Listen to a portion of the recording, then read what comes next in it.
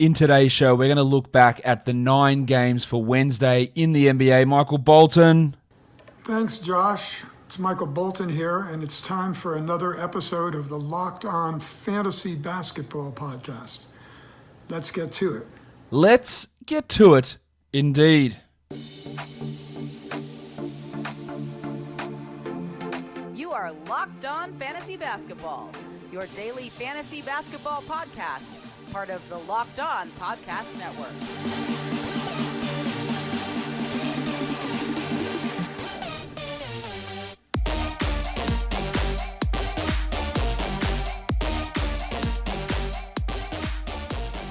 Hello and welcome to the Locked On Fantasy Basketball Podcast, brought to you by Basketball Monster. My name is Josh Lloyd and I am the lead fantasy analyst at basketballmonster.com and at Yahoo Sports Australia. And you can find me on Twitter as always at redrock_bball and on Instagram at Locked On Fantasy Basketball. Now, before I get into talking about the games from Wednesday, some news about the Washington Wizards, who have obviously had a ton of games postponed due to COVID. They have a ton of players out who are going to be missing the next 4 games. Denny Avdia, Rui Hachimura among them, Troy Brown Jr., Ish Smith is going to be missing time. Davis Bertans. They are trying to get the NBA to postpone their game on Friday against the Bucks, but they will. At this point, they're without Smith, Brown, Wagner, Avdia, Bertans, Hachimura, and then Russ Westbrook's dealing with his issue with his quad. So they're going to have available Brad Beal, Robin Lopez, Hal Neto, Isaac Bonga, Jerome Robinson, Garrison Matthews, Anthony Gill, and Cassius Winston. They're the 8 players they'll have available. So if you're looking for options with 4 games on a Friday, Sunday, Tuesday, Wednesday coming up, they are going to have big minutes. So Robin Lopez we add Hal Neto, assuming Westbrook can be out. You look at Jerome Robinson, you look at Garrison Matthews, look at Anthony Gill even. There are a ton of options that you're going to have as potential adds on that Wizards team. So I thought it was important to get that information out now before we start talking about the games from Wednesday. Let's start with those games from Wednesday. Now, the first one of those was the Dallas Mavericks beating the Pacers on the road, 124-112. Kristaps Porzingis. Man, he's been awesome.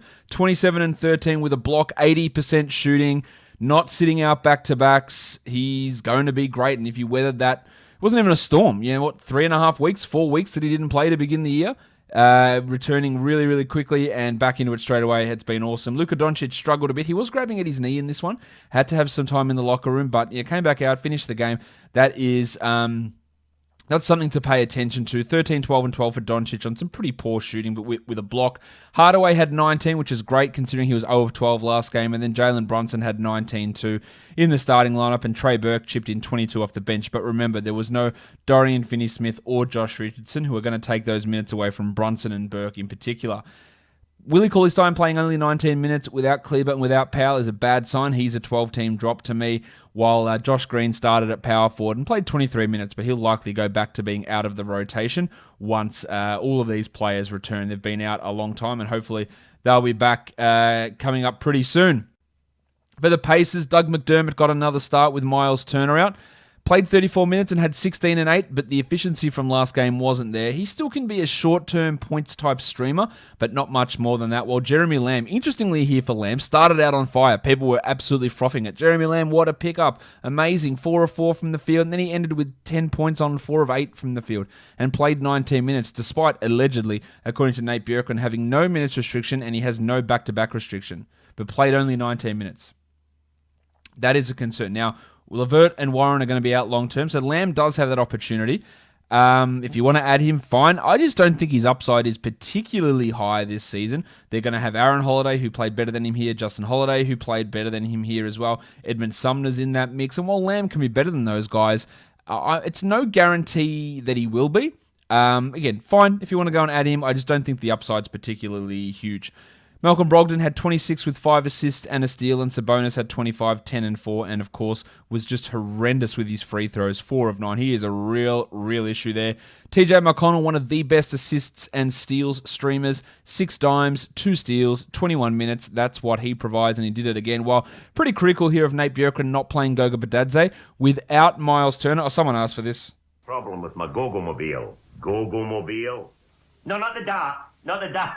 The Dart, Goga Bitadze, this is the time to play him with no Miles Turner, and the fact that you don't and you go to 7 minutes of Jakar Sampson is pretty poor. And Bjorken sort of acknowledged that at the end, saying he should have played Badadze more. Now, he's not going to have an impact really in any sort of scenario, and he's not really going to play alongside Domantas Sabonis, but that is curious. Now, just as I've recorded this and talked about the Wizards, it has come out that the Wizards have postponed. That Wizards-Bucks game on Friday has been postponed, so those ads with all those Wizards guys, you might not even get any value out of them. So that is, that's the news that as I'm recording this, that news has just come out regarding that postponement. Doesn't mean that all of their games on this road trip will be postponed, but you would have to imagine that there is a chance that they're going to be missing more games moving forward.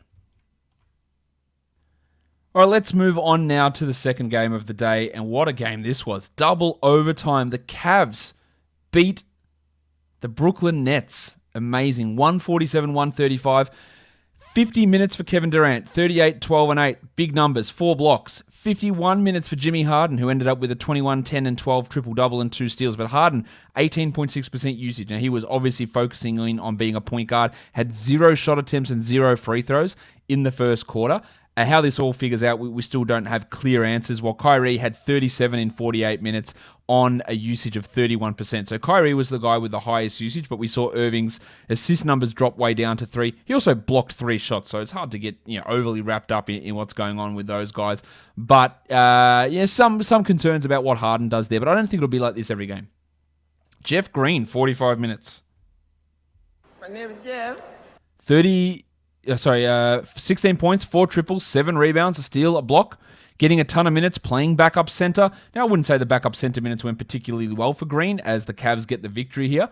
But the fact that they played a double overtime and DeAndre Jordan had 2 fouls and played 24 minutes is absolutely worrying for his value. It's been all over the shop. They don't even have another center, and he played 24 minutes. We've got 11 minutes of Reggie Perry, if you want to count him as a center. I'm still holding Jordan, but it could get rough. Green is a 14-team league ad, and I don't mind him in a 12-teamer there. Well, the other bench guys, Luwawu Cabarrot and Bruce Brown, not much to say. Joe Harris did come off the bench. 6 points in 42 minutes. He was 2 of 10, but usage comically low. 10% usage. Green had 11% usage. That's going to be the problem, I guess, with playing alongside Durant, Harden, and Irving. For the Cavs, let's give a moment for Collin Sexton, who was brilliant. 38 minutes in his return from his ankle problem. 42 points, 5 threes, 5 rebounds, 5 assists, 2 steals, and a block. I've been pretty critical of Sexton in the past, of being a guy who scores, and scores well. I haven't been critical of that because he does that well. But what else is he doing? Well, he brought it here with 2 steals and a block. He hit 5 threes. His 3-point volume's been low. He had 5 assists. He had 5 rebounds. It's all absolutely awesome. He's now the 29th ranked player this season.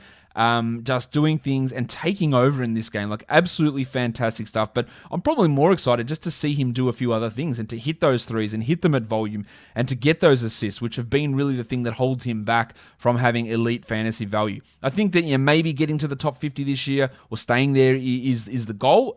He has to bring those other things up consistently at a high level to get even higher than that, but this was brilliant. It was also brilliant to see 50 minutes from Chetty Osman. 25 points, 7 rebounds, and 7 assists. He's been used as a playmaker a lot. I do think that the return of Darius Garland will have an impact on him because it pushes Sexton across to the 2, and then it pushes other guys and ball handling responsibilities to other players like Garland. But he's been really solid over these last couple of games. He's a top 140 player over the season. I just don't think I can find 30 minutes a game for Osman as we move forward. How about the center position? That's what everyone wants to hear about. The big avocado, Andre Drummond, played only 26 minutes. He did not foul out. He was not in foul trouble, nor was he injured. He was just not as good as the other player behind him. 13 and 7 for Drummond with 3 assists and a steal on 46% shooting. He hit his only free throw. I talked about it yesterday that he was a massive sell high, and after that 33 and 20 game, you had to try and strike while the iron was hot. The iron is as cold as a bucket of old piss at the moment, and you're not going to be able to sell high. But what I would do, though, I would be really careful about trading him at this point because there is a possibility that there was a matchup scenario here that they played Allen a little bit more, or there's a possibility that Drummond gets traded. I don't see what team, and we have to remember this with Drummond, though, that I don't see what team is trading for him to play big minutes. Remember what the Cavs paid to get him last year. It was nothing. Brandon Knight and a second-round pick, pretty much. Brandon Knight, do you know who he plays for now? Nobody. The Pistons have said, can you just take this guy? Look, we don't want him. that was the interest in him at the trade deadline last year. So who is coming out and saying, can you please give us Andre Drummond? Maybe someone does. I'm not sure. You have to hold him at this point. I also don't think you need to overreact too much about Jarrett Allen. He was great. And he is the better player than Andre Drummond, as I've said multiple times.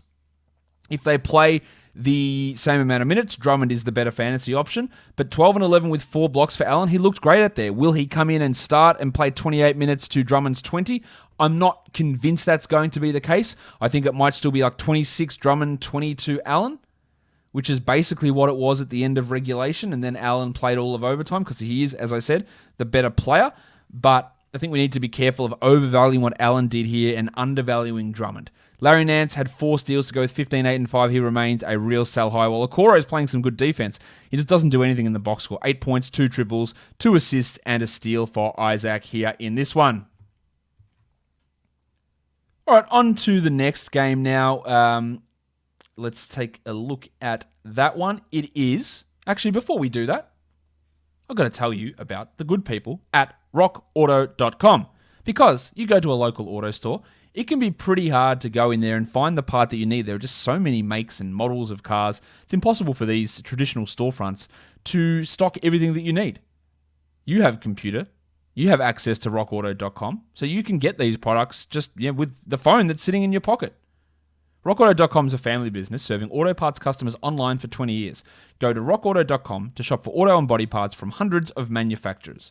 The rockauto.com catalog is unique and remarkably easy to navigate. You can quickly see all the parts available for your vehicle and choose the brands and specifications and the prices you prefer, because those prices at rockauto.com are always reliably low and the same for professionals and do-it-yourselfers. Why spend up to twice as much for the same parts? Go to rockauto.com right now and see all the parts available for your car or truck. Write Locked On in there, How Did You Hear About Us box, so they know that we sent you. Amazing selection, reliably low prices, all the parts your car will ever need, rockauto.com.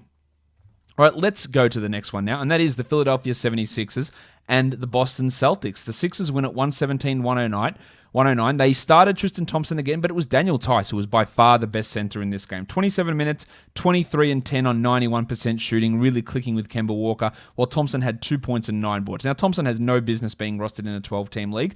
Tice is a 14-team league player, but with those two playing exclusively at center, there's no minutes for the Rock DJ, and this is something that I talked about. We might think that he is the higher upside player because that's obviously what he is. And there's players in Boston or people talking that, he is the best center on this team. But when push comes to shove, in terms of getting wins, if Brad Stevens doesn't believe that, he's just not going to give him those minutes. And that's exactly what we saw. And when Kemba came back, him getting enough minutes to be relevant was always going to be the challenge. Williams is rostered in a ton of 12-team leagues, and I think we can drop him. Now, do we add Tice? Probably not yet, but I'd like to see where that goes. It was great from Kemba as well to play 22 minutes, but more importantly, score 19 points. He did it on 15 shots, so his field goal percentage is a bit wonky. He had 6 assists and 5 threes. It's some really good value there. We do have to remember that the 37% usage he had is because, or in large part, because Jason Tatum wasn't playing. I still have worries about how long it's going to take Kemba to get back to full minutes, and then what it looks like when he does get back there. He won't have this usage or even be that successful, shooting 55% from 3 that he was here. Marcus Smart, the free throws are rough from him. But 25, 4 and 4 with the steal. A lot of people were wanting to drop Smart because they thought that his value was all disappearing when Kemba Walker came back. So it's good to see him putting up those numbers here with Kemba playing. So I think that's pretty encouraging from a Marcus Smart perspective. Peyton Pritchard got the backup minutes over Jeff Teague. Now, Teague started the second half as they try to preserve Kemba's minutes, but I can see Teague being out of this rotation as the season goes on. Well, Jaylen Brown, better talk about him. JB, you've done it again. 26 points. Now, the efficiency, which has been really driving Brown's emergence, fell off here. True shooting of under 49%. 3 assists, no steals, no blocks. This is, I guess, the worry I had with him with regression is that what if the shooting doesn't stick? What if the high assists and the defensive numbers fall off a bit? And that usage at 39% is absolutely massive. That's one to watch as everyone gets healthy on this team. For the Sixers, Joel Embiid. Wow, 17 of 21 from the line, 42 and 10 overall, 2 steals, a block, 63%. He is the 6th ranked player on a per game basis. While the thick hogsman, Tobias Harris. I think I am a TH? T to the H. Yeah, TH for life. Another good game from Tobias, 22 points, 2 steals, 5 assists, continuing to play really solid basketball. Another disappointing night from Ben Simmons. Now, at least he was 7 of 10 from the line, but 11, 8, and 8 is not great. While Shake Milton, I talked about Shake a lot, saying that his shooting percentages are going to come down, and I've been really impressed with the improvement in his assists and steals, but this is the worry that I had with Shake. He had 16 points, but 40% shooting, 1 rebound, 1 assist, and 1 steal. Still holding on to him, but no Seth Curry here. He remains a sell high to me, while Tyrese Maxey still rostered in far too many leagues. Clear drop. 0 points in 21 minutes for Maxey, while Dan Green had 12 points with 4 threes and 6 rebounds. Let's go now on to the next game. Who is it? It is the Miami Heat and the Toronto Raptors. The Heat win it on the road, but not that far up the road. 111-102. Kendrick Nunn, 35 minutes, 28 points, 8 rebounds, 5 assists, 1 steal, 75% shooting. Is Nunn back? I don't know. Some pretty good performances the last 2 games, but no Butler, no Hero, no Bradley. Those guys are all going to come back and take some of this playing time away from Kendrick Nunn. So while you can be a short-term ad, I would add, and then I would try and sell high on someone who buys into him being the second-place Rookie of the Year guy. And to be fair to him, he played really well here. Just getting the opportunity is going to be tough. Olynyk had 15, 8, and 8. I think he's a must-roster, while Duncan Robinson, he had 14 points, and Goran Dragic had 17, 4, and 5. In a start, Gabe Vincent also started and had 3 points in 28 minutes. The Gabe Vincent bubble has definitely burst. Interestingly, Mo Harkless started the second half over KZ Okpala last game, who started the first half, and then both guys didn't play at all in this one. Very, very interesting stuff. Harkless, of course, has no fantasy value, nor does Okpala at this point for the Raptors. Rough night from Chris Boucher. The Wiki played only 23 minutes. He had 8 points. He didn't have foul trouble, just 2 threes. He just wasn't playing very well, and they limited his minutes. There are a lot of people worried about Boucher in that the Raptors cut Alex Len, so are they trading for Andre Drummond? Are they getting another center? Is Boucher's minutes going to disappear? Now, he might cut down a little bit in his playing time.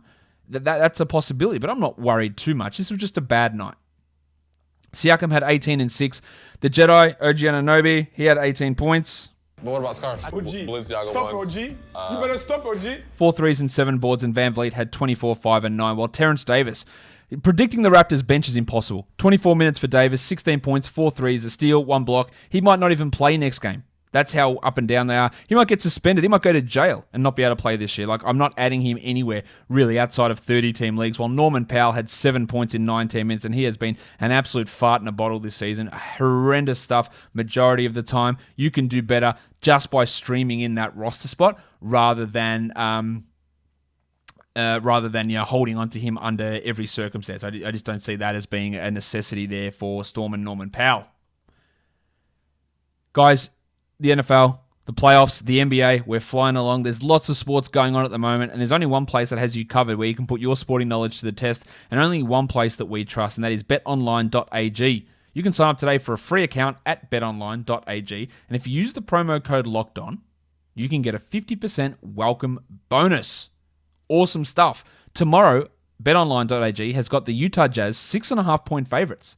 Now, these two teams, the Jazz and the Pelicans, they met up yesterday, Wednesday, and the Jazz won that by double digits. So the 6.5-point spread, do you think that the Jazz can do it again in a big one? If you do think that, or if you think that the Pelicans can keep it close, you can go and not sit on the sidelines anymore. You can get in on that action, and don't forget, if you use the promo code LOCKEDON, you'll receive 50% as a welcome bonus with your first deposit. BetOnline is your online sportsbook experts. Let us go on to the next game now. We're looking at the Detroit Pistons and the Atlanta Hawks. The Pistons take the Hawks to overtime but lose 123-115. Another big game from Jeremy Grant, 32-6-5. While Blake Griffin looked alive, 17-7-4. I would use this as an opportunity to try and sell him in a package with someone, whatever. Whatever I can do, I'd use this to sell. While Delon Wright, comically low usage, but the 3 steals are nice. The 4 assists are pretty good. He's more of a streamer to me than a must-roster 12-teamer. And if you're looking for streams, if you're looking for threes, the Duke, Wayne Ellington, another 4 triples. That's 11 threes in his last 2 games, 16 points. He clearly, at this point, has the starting shooting guard job. For what reason, I don't know, but he clearly has it, and he's giving you threes in big bunches. Derrick Rose had 14 points. He's okay, especially in a points league, while Plumlee had 27 minutes for 10 and 9. Not his best performance. Josh Jackson, he's terrible now, apparently. Well, not apparently, because he's always been terrible, but he had that nice little run. 7 points in 20 minutes, while Sadiq Bey basically out of the rotation. 0 points in 8 minutes for Sadiq. For the Hawks, Trae Young, is he back? Maybe. 38 points, 10 assists, 19 free throw attempts. Unfortunately, he only hit 13 of those, but this is more like the Trae Young that we expected. Let's hope he can push back and be a top 20 player. While Clint Capella, remember when this bloke was missing games in the preseason because he had a sore Achilles, and we saw here and he went, oh shit, like what is going on here? It's obviously a rough scenario for Capella, and then he comes out and has 27 and 26 in 39 minutes with 5 blocks. That is an absolute monster. He is killing it. And it was also great to see 43 minutes from the Baptist, John Collins, 31 and 10 with a 111, 27 usage. But we do have to remember that Hunter, Gallinari, Reddish, Bogdanovic, and Dunn are all out here. So they might not play the same position, but there's minutes and there's usage that has to go around. So a bit of a sell high moment for John Collins, I think. And maybe even a sell high for Clint Capella, who's on an absolute roll. Solomon Hill started, played 40 minutes and had 6 points. He's not really worth anything. While Tony Snell did a Tony Snell and had 0 points on 4 shots. And Fanderpants Kevin Huerter, 17, 5, and 4. Another sell-high opportunity with all those absences. He took pretty decent advantage of it here. And it wasn't his best game, but it also wasn't bad, of course. The next game, we take a look at what a low scorer this one is. The Orlando Magic and the Minnesota Timberwolves. Aaron Gordon, 7 assists to go with 13 points in 36 minutes, 4 blocks and a steal. Now his field goal percentage is pretty rough, but he is dishing at a pretty high level. Nick Vucevic's big season continues, 28 and 8 with 2 blocks, and Cole Anthony, 28 minutes, not bad, 13 points, 3 threes, 7 rebounds, but it came on 71% shooting with a 12% usage. So there is some concern there that level won't be maintained. Probably more of a streamer than a must roster now that we've seen him in action as a starter. Dwayne Bacon went to the bench and James Ennis started. 4 points for Bacon, 5 for Ennis. Now, just because Ennis starts over Bacon doesn't mean that we need to roster him, but at least in terms of winning basketball, that's the right move. Well, it was good to see Evan Fournier back. 37% usage in his return, 24 points, a must-roster player. It was a turd of a night from Terrence Ross, 8 points in his 24 minutes. For the Wolves, they started Jared Vanderbilt again. He did get into foul trouble and ended with only 18 minutes for 4 points and a 111. I don't mind holding him as a short-term guy, but it was Jaden McDaniels who really stepped up and closed the game. 12 and 8, 2 threes, 3 blocks, 1 steal. I'm not overreacting to this from McDaniels, and I'm not going and adding him based on this, but it was intriguing to see. Solid night from Reed as well, 14 points with 3 blocks, while Okogie finally got his first steal, had 11 points in 25 minutes. I tell you who's not good. The Wolves' top pick in each of the last 2 drafts. Jarrett Culver had 7 points in 15 minutes, and Anthony Edwards had 8 points in 14 shot attempts in 23 minutes. Neither of those should be anywhere near a 12-team league, or probably even a 14-team league at this point. They are just not good basketball players at this point in their career. Malik Beasley had 13, 7, and 5 in 34 minutes. A solid enough night for Beasley, but he has cooled off a little bit after a really, really hot streak that he was providing us not that long ago. Let's go on to the next game of the night. The Phoenix Suns get the win against the Houston Rockets, 109-103. DeAndre Ayton, another monster, 26 and 17 with 5 blocks. It did come on 73% shooting, but I'm more encouraged by the 22% usage, which had been well down. And it's good to see Devin Booker back into it as well, 24, 5, and 2. Now, the assists look like they're going to remain comically low for Booker, which is frustrating, but the efficiency's coming back, while Chris Paul had 13 points and a 111. Cameron Johnson got the bulk of the minutes as a starter, 8 points with 2 steals and 2 threes, while Crowder played just 26 minutes. And if I can find the button, I'll hit it. Sometimes may be good, sometimes may be shit. There you go. Crowder, 11 points with 2 threes in 26 minutes. Johnson's an interesting 12-team stream. Not much more than that. While McCall Bridges, his usage has disappeared, but he still had 5 assists. He still had a 111. He still had 5 rebounds. Some pretty solid numbers overall there. For the Rockets, Christian Woods twisted his ankle. It looked pretty bad, but he returned. He played 34 minutes. He had 20 and 11 with a Richie Beno. 2 for 2. 2 steals, 2 blocks, 2 triples. His free throws are weirdly down at the moment. I'm not sure why that is. Just 2 of 3 from the line. While Victor Oladipo had 22, 5, and 6 with 3 steals, and Eric Gordon had 22 points. Remember, John Wall does have to come back, but Wall and House are going to miss at least the next 3 games. 2 after this one. So that's worth monitoring when you're looking at Gordon and Oladipo as short-term guys. Jay Sean Tate made it, they're short-term value. They're obviously, Oladipo's obviously must roster. Gordon, I'm not sure about. Jay Sean Tate started, had 9 points in 37 minutes. Well, interestingly, they did not play PJ Tucker at all. 21 minutes, they started him. He just didn't play. He didn't close the game down the stretch. They went in different directions, and that's interesting. Now, Tucker has no fantasy value really whatsoever, but Just interesting that they just went away from him in a close game, knowing how good he is defensively. Eric Gordon is going to move to the bench when John Wall returns, and he might return even sooner. They were considering starting Mason Jones over Eric Gordon, so they could use Gordon more in that second unit. So that's something to watch if you want to get in on Mason Jones at all. While Sterling Brown, who did have 12-team value for a little bit of time, he had 4 points in 21 minutes, and that 12-team value has evaporated. That is the correct word. On to the next game we go. A real blowout. One of the two blowouts here to end the day. The Clippers win 115-96 over the Sacramento Kings. Only 25 minutes for Tyrese Halliburton. Luke Walton is a terrible coach. Halliburton was always going to drop off because he was shooting like 55% on his threes or something crazy like that. But to play him only 25 minutes is pretty troubling. 11 points with 3 threes, only 2 assists. He is still a hold, but those top 50 numbers that he was putting up, they were always going to have some struggles to be able to continue because of that shooting. And he is feeling at the moment, even though he should be playing an extra 5 to 6 minutes per night. If we want to really talk about who the Kings' best lineup is, then you have to include Halliburton in that discussion. And unfortunately, that isn't what happened here. Fox had 25 with 7 assists. Holmes had 8, 7, and 4. Not a great night there, while Marvin Bagley, 29 minutes, 10 and 8. Yes, thoroughly average from Bagley. I don't believe he's a must-roster 12-team league player. While the pencil, Harrison Barnesy. 5 points in 32 minutes. Maybe he's not that good. He started off this season, the first 9 or so games. Man, he was fantastic, putting up numbers. 83rd ranked player this year. But we are seeing the old Harrison Barnes reappear. And you added him, and now do you drop him? I reckon you're getting pretty close to it. I wouldn't say he's a must drop yet, but it's pretty damn close to it at this stage.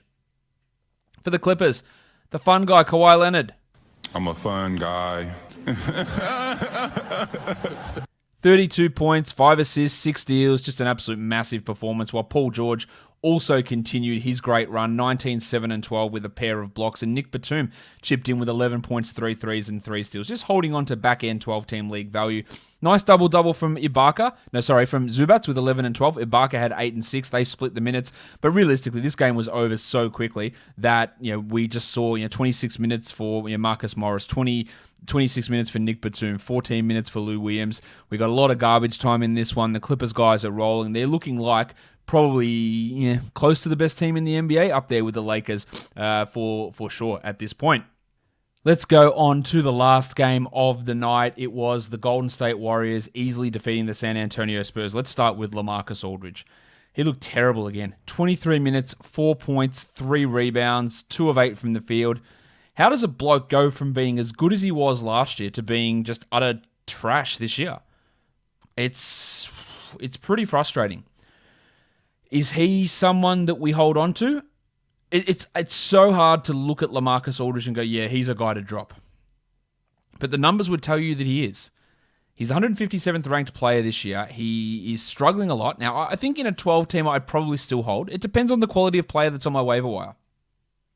In a 10-team league, I reckon I move on because he's 34-35. Maybe it's not just a marginal or a temporary dip in form. Maybe he's just cooked and maybe the shoulder surgery just screwed him up. And he's just bad now. There's a real possibility of that. I'm not ready to drop him in every situation, but it looks pretty bad. 15 points for DeRozan in 25 minutes. Murray had 22 and 6. A lot of people are asking whether they should drop Keldon Johnson. He ended up being 2 of 12 for 12 points, 8 rebounds, and 3 assists. No, I am not in anywhere near close to dropping Keldon Johnson. While 25 minutes for Jakob Poeltl, 10 and 5, not much else there. A solid enough 14-team league guy, I think. I don't think Popovich, again, he's going to make the move and say, Aldridge, you're playing 18 a night and coming off the bench and Poeltl's playing 30. I don't think that's happening. But Poeltl can be an interesting stream guy. Lonnie Walker, please get rid of him in 12-team leagues. There's no need for it whatsoever. While DeJounte Murray had 22 and 6, really the only bright spot for this Spurs team. For the Warriors, Curry was great, 26 and 11 with 7 assists. And I reckon Oubre's slump is sort of over. 16 and 9, 2 threes, 2 steals and a block. Now, he didn't shoot well, but he is just still getting big numbers in terms of counting stats, and that's great. Great game from James Wiseman. He made Aldridge look silly. 25 minutes, 20 points, 6 rebounds. No blocks, no threes, so not the greatest fantasy night, but efficiency through the roof and looking a bit better. I still find it hard to have him as a must-roster 12-team league guy, but this was encouraging. While Draymond had 9 points and 6 assists, which isn't great, and still can't block any shots. 10 games in, 2 blocks. I'd like him to do a little bit more in that area. Jordan Poole also looked pretty good, while the triangle Eric Pascal, really hard to trust his bench scoring. Only a deeper league sort of player. But he has been effective in that role. It just wasn't a big performance from him here in this one. All right, let's go have a look at the top ads over the last 24 hours. Rocket Rodney Hood up 33% because of his CJ McCollum's diagnosis and Hood's starting role. I don't think that he's a must-roster guy, but he's fine if you want to take a stab at it. Marcus Morris at plus 17%. That's too much for 12-team leagues. Pirtle at 14% up. Yeah, it's high, but he's playing well over the last 3 games. Xavier Tillman up 12%. Unfortunately, the Grizzlies game was postponed today, so we didn't get to see Tillman in action. And Jared Vanderbilt up 12%. Vanderbilt's fine as a short-term guy, as is Tillman, but they're probably not going to be long-term guys that we hold on to in 12-team formats. In terms of drops, Hamidou Diallo's down 12, makes sense. Willie Cauley-Stein down 11, absolutely a drop. Precious Achiuwa down 9%. I don't know why he was still rostered. He's gone. Delon Wright down 9%. Yeah, I think he probably is a drop, but his assists and steals can be valuable for the right spot, while Nickeil Alexander-Walker's down 8%. And I think that while he is someone that I absolutely will be rostering for Thursday because there's limited games on, I think his long-term 12-team league value probably isn't there. Let's have a look at the monstrous line of the night. It is Kevin Durant. 38 points for Durant, 12 rebounds, and 8 assists. Huge numbers for Durant in the first game with Durant, Harden, and Irving playing together. Will he maintain 8 assists? He definitely won't play double overtime games every day. He had played 50 minutes in this one. Durant is the number 2 ranked player in fantasy so far this season, averaging 31, 7.5, and 6 with 53 and 87, which is a true shooting of 67%. The last time Kevin Durant had a true shooting of 67% was never. He's at career high numbers.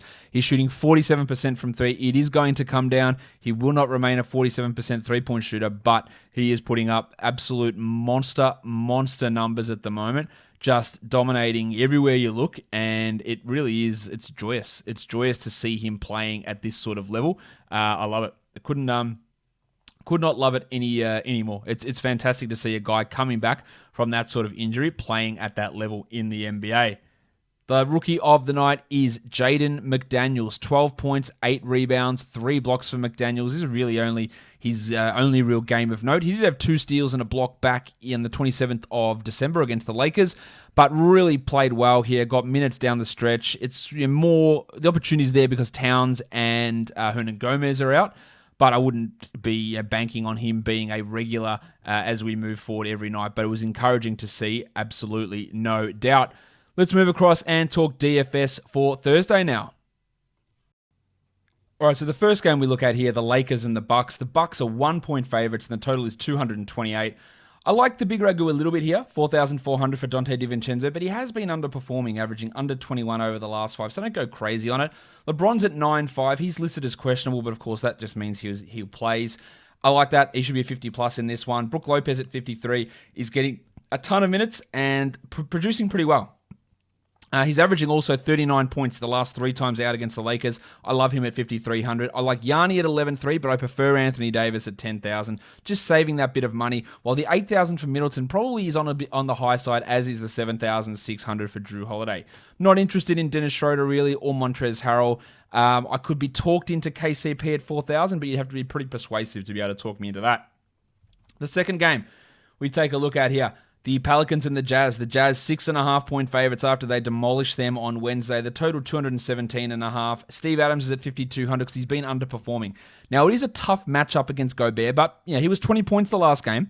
Prior to that, he'd put up some big numbers as a member of the Thunder, averaging 32 the last 3 times out. I don't mind him at that price. I do like Gobert at 8,500, and I don't mind Bojan as a flyer at $5,000. Ingram's at 82, so good that he's come down, but he's been underproducing. I think he's worth a GPP look, but not for cash. While Don Mitchell at 8,200 is on the high side. I like Zion at 8,000. His lowest score, Zion, in his last 5 games is 37. Which is an absolute monster floor, which we love. So we're feeling pretty good about Alexander Walker. Sorry, not Alexander Walker, about Zion. Alexander Walker at 5,000. He played the last 16 minutes of last game, and I think that's probably because of the blowout. So I wouldn't be reading too much into the 25 FanDuel points and the 31 minutes that he did get in that contest. It feels like it's a little bit game specific rather than rotation consistent. Last game is the Knicks and the Warriors. James Wiseman is down to 4,400. Only for tournaments where I look at him. And Draymond Green, similarly, I can't really get behind him in cash. Mitch Robinson's at 56. Yeah, maybe. Oubre at 56 I like. I worry about the guards, though, with the Knicks. With Burks, Payton, Burks returning, Payton, quickly, Bullock. How do those minutes go? So steering clear of Alfred Payton would be a good idea. Using Burks would be interesting if he wasn't 5,800. And I think Rowan Barrett at 6,700 is worth a look, especially for tournaments, but he can be used in all formats. The 9,000 for Julius Randle's may be on the high side, but I don't think that it's a complete disaster of a price tag. There's your quick, brief overview of the games for Thursday in the NBA, just the three of them. Don't forget, though, subscribe Apple Podcasts, Google Podcasts, Stitcher, Spotify, and on YouTube. Leave a comment, give a thumbs up, drop it down below, and leave a review on Apple Podcasts, guys. We are done here. Thank you so much for listening, everyone. See ya.